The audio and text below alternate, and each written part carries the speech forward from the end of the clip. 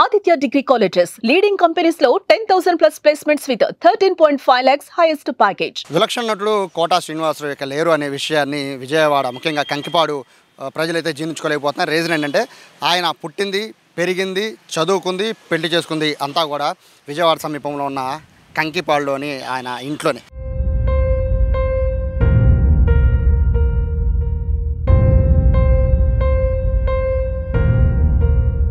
ప్రస్తుతం నేను ఇంటి దగ్గర ఉన్నాను కంకిపాడులో.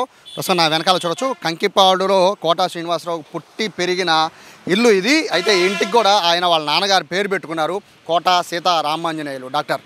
ఆయన పేరు పెట్టుకున్నారు. ఇక్కడ ఎవరిని అడిగినా కూడా, కంకిపాడులో ఎవరిని అడిగినా కూడా కోటా గురించి చాలా గొప్పగా చెప్తూ ఉంటారు. సో కోటా ఇల్లుని ఇప్పుడు చూద్దాం. బేసిక్గా ఇక్కడ ఇల్లు లేదు, ఎందుకంటే ఆయన పెళ్ళైన తర్వాత ఆయన ఇక్కడి నుంచి హైదరాబాద్ వెళ్ళిపోయారు. ఇక్కడ ఉన్న ఇంటిని, ఆయన పుట్టి పెరిగిన ఇంటిని, అలాగే అన్నదమ్ములు అందరూ కూడా ఇక్కడే పుట్టి పెరిగారు.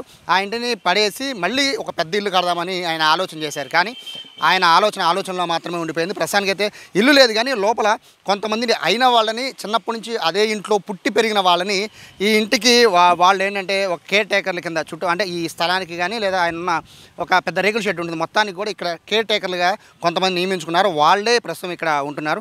వాళ్ళతోనే మాట్లాడదాం, అలాగే చుట్టుపక్కల ఉన్న ప్రజలతో కూడా మాట్లాడదాం. కోటా శ్రీనివాసరావుకి కంకిపాడుతో ఉన్న అనుబంధం, కంకిపాడు ప్రజలకి కోటాతో ఉన్న అనుబంధం ఎలాంటిదో ఇప్పుడు తెలుసుకుందాం.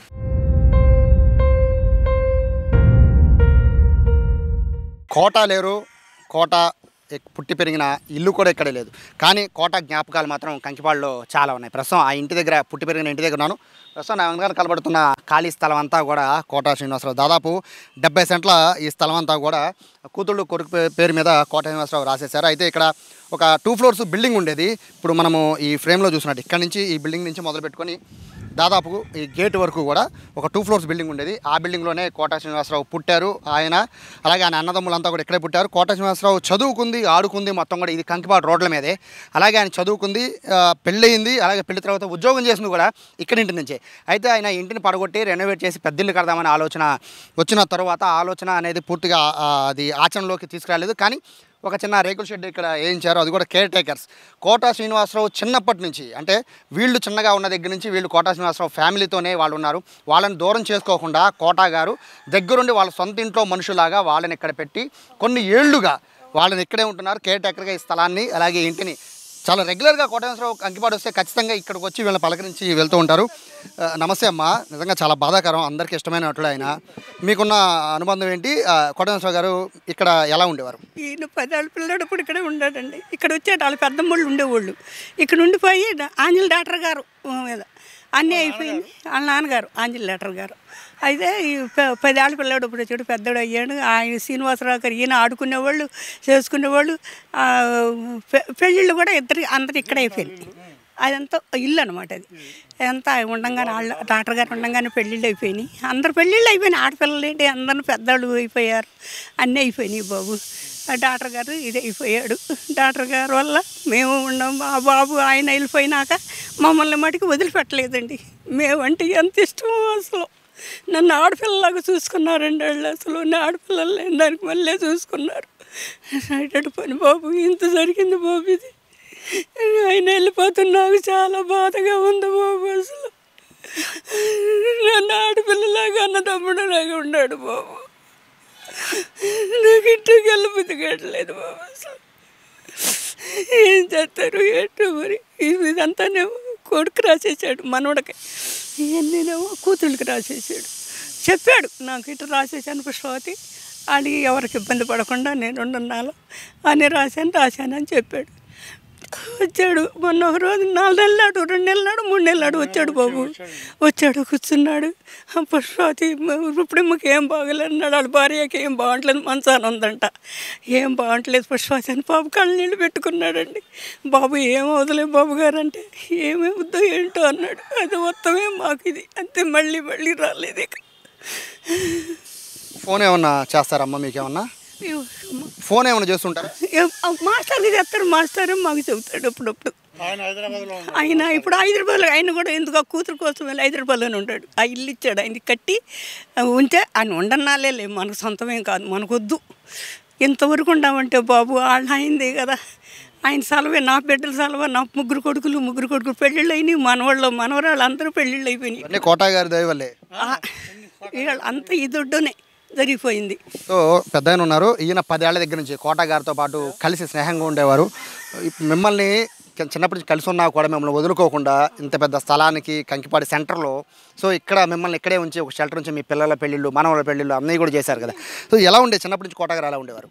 అయ్యా, మేము కులానికి మంగళమైన వారు బ్రాహ్మణులైనా ఒక అన్నదమ్ములాగా ఇంట్లో అన్నదమ్ములు ఎలా ఉంటారో అలా ఉండాలి, తిరుగుతూ ఉండాలి. అంతేగాని నువ్వు దూరం ఉండాలని సమస్య లేదు.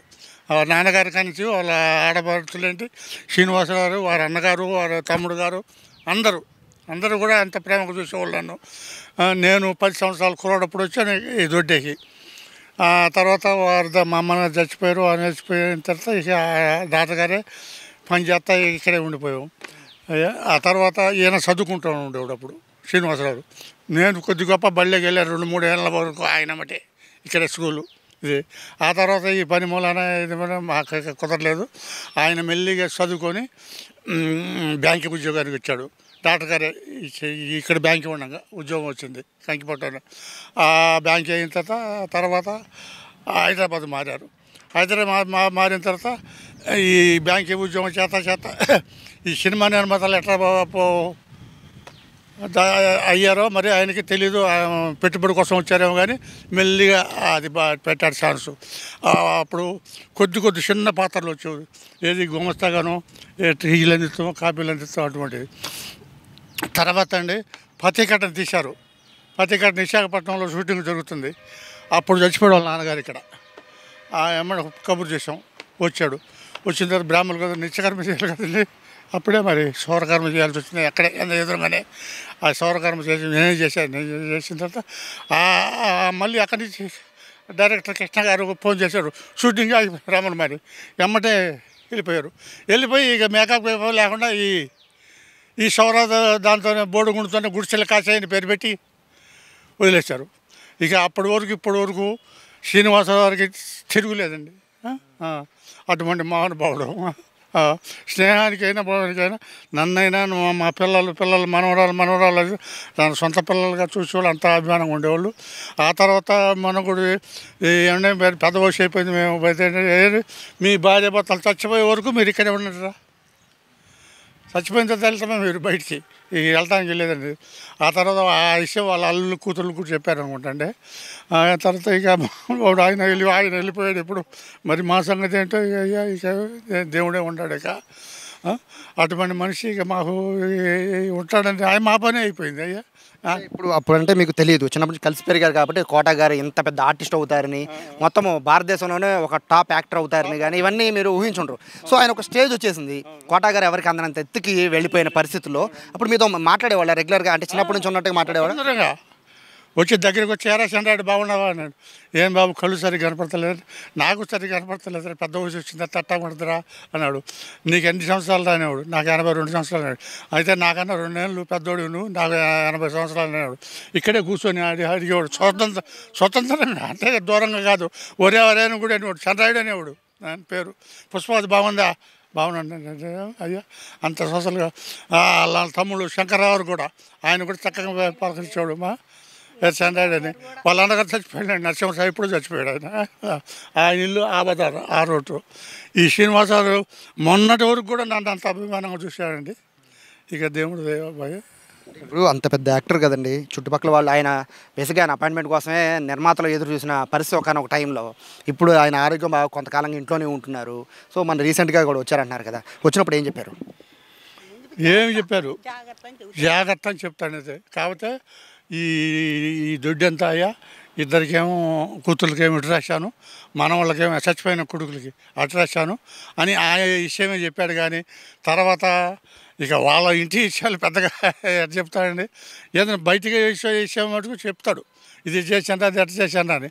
వాళ్ళకు రాశానరా వీళ్ళకి రాశానరా సమస్య లేదు చెప్పాడు. వచ్చిన తర్వాత కూడా చెప్పాడు. ఇక ఆయన ఎక్కువగా సోషల్గా ఆ బ్రాహ్మణులు కదండి, ప్రకాశ్ మాస్టర్ ఆయన చదువుకున్నాడు బాగా. ఆయనతో డీలింగ్స్గా మాట్లాడతాం.